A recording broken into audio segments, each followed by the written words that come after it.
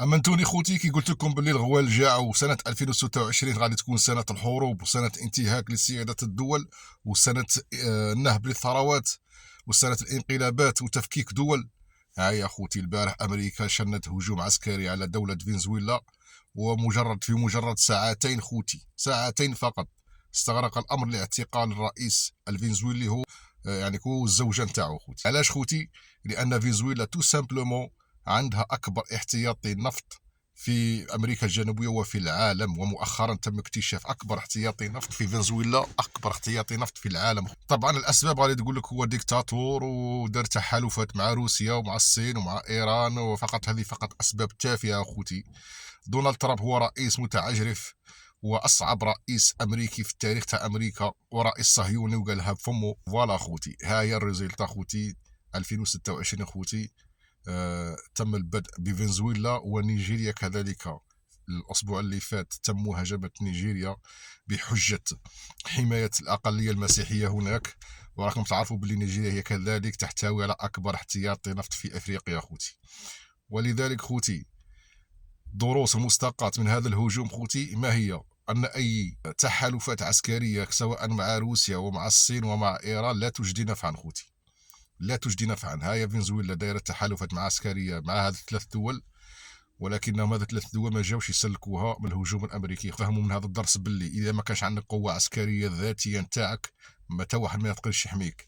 لما حميتش روحك بروحك تا واحد ما يقدر يحميك. والدرس الثاني خوتي، ولا كان عندك ثروه بتروليه او غازيه او ثروه معادن، ثروه يعني غاليه جدا، غاليه في الثمن، احرز روحك من امريكا واحرز روحك من ترامب وما غاديش يطلقوك.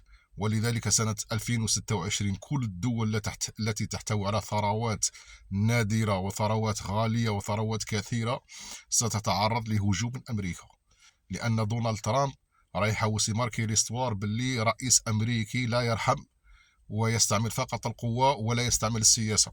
دونالد ترامب ليس برئيس سياسي وإنما رئيس عسكري ورئيس للحرب.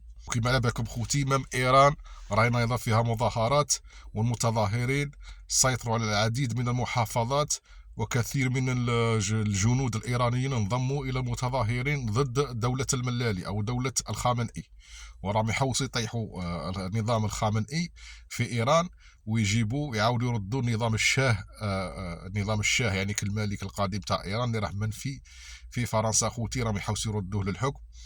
وكما تعرفوا هذا الشاه كان موالي لأمريكا وموالي للكيان. دونك فوالا خوتي ثمن الحرب اللي دارتها إيران على الكيان، هذيك حرب تاع 12 يوم هيا ايران راهي تخلص فيها. وما ننساوش كذلك باللي ايران دوله بتروليه وغازيه كذلك خوتي. اذا أي دولة تحتوي على الغاز والبترول وتحتوي على ثروات هائلة فهي غير مستبعدة من حرب أمريكية خوتي، وهذا اللوجيك خوتي راه هذا هو المنطق. إذا الحلول ما هي خوتي؟ الحلول يجب الديجا الأولى عدم الإعلان عن أي ثروة تم اكتشافها في أي بلد، وخاصة في البلدان العربية، والبلدان العربية فيها ثلث بترول العالم خوتي. أي دولة اكتشفت بترول، اكتشفت غاز، اكتشفت حديد، اكتشفت ذهب، اكتشفت يورانيوم، اكتشفت أي حاجة ما تعلنش عليها. إذا تم الإعلان عن اكتشاف ثروات فأنت مهدد للخطر ومهدد بالحرب من أمريكا. ثانيا يجب إعادة التحالفات العسكرية ما بين الدول العربية والإسلامية فيما بينها. ثالثا خوتي يجب إعادة إنشاء منظمة متحدة أخرى بعيدة عن أمريكا وفرنسا وبريطانيا والكيان. وماذا بنا تكون هذه المنظمة الأمم المتحدة الجديدة تكون متكونة مثلا من بلدان ما يسمى ببلدان عدم الانحياز اللي كانت بكري في السبعينات من كانت وقت الحرب الباردة. يجب إبعاد أمريكا وبريطانيا وفرنسا والكيان عن منظمة الأمم المتحدة الجديدة. يجب إنشاء منظمة أخرى بعيدة عن أمريكا وبعيدة عن حق الفيتو. ويجب على الدول العربية والدول الضعيفة والإفريقية التركيز على قوة واحدة وهي قوة السلاح. إذا ما كانش عندك قوة السلاح الرد دفاعي وهجومي فتا واحد ما غادي يقدر يحميك.